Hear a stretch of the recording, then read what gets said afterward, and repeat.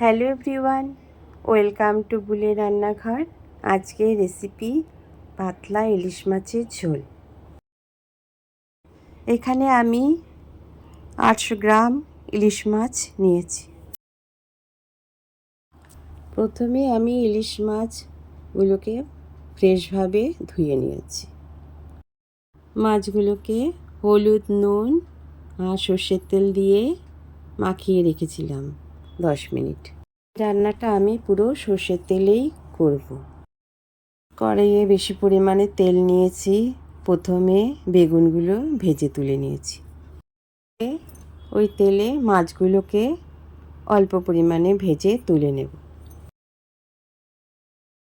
মাছগুলোকে তুলে নিয়ে ওই তেলে কালো জিরে ফোড়ন দেব। কালো জিরের যে একটা গন্ধ দারুণ লাগে। এখন তেলে আলুগুলো একটু ঢাকা দিয়ে ভেজে নেব। অবশ্য আলুটাকে কোচের সাথে অল্প পরিমাণে সিদ্ধ করে নিয়েছিলাম। আলুগুলো ভাজা হয়ে গেলে এবারে টুকরো করা কাঁচা লঙ্কাগুলো দিয়ে দেব। টুকরো করা লঙ্কাগুলো আলুর সাথে একটুখানি ভাজা ভাজা করে নিলাম।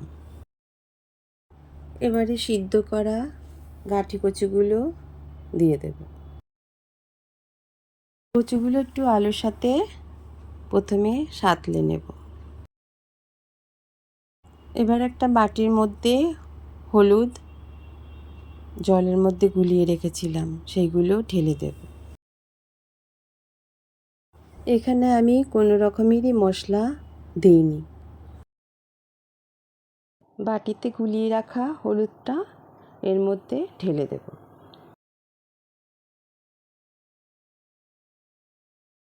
একটু ফুটে উঠলে বেগুন ভাজাগুলো দিয়ে দেব।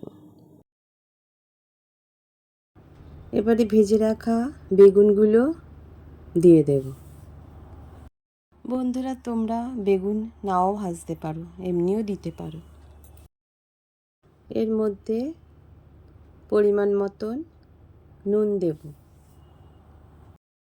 এই ইলিশ মাছ সর্ষে বাটা দিয়ে ভাপাও ভালো লাগে, আবার ইলিশ মাছ ভাজা তেল দিয়ে খেতেও ভালো লাগে। তার সাথে আবার শুকনো লঙ্কা ভাজা।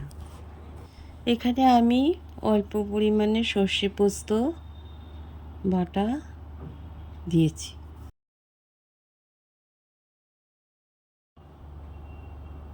এবারে আমি জল দিয়ে দেবো। যেহেতু এটা পাতলা ঝোল, তাই একটুখানি ঝোলের পরিমাণটা একটু বেশি থাকবে। আমরা মাছে ভাতে বাঙালি, মাছ না হলে চলে না, তার মধ্যে যদি হয় ইলিশ মাছ। এরপর কিছুক্ষণের জন্য একটু ঢাকা দিয়ে রাখবো। এবারে ঝোলটা ফুটে উঠলে আস্তে আস্তে মাছগুলো সব দিয়ে দেব। এখানে আমি হলুদ ছাড়া কোনো মশলাই দিইনি।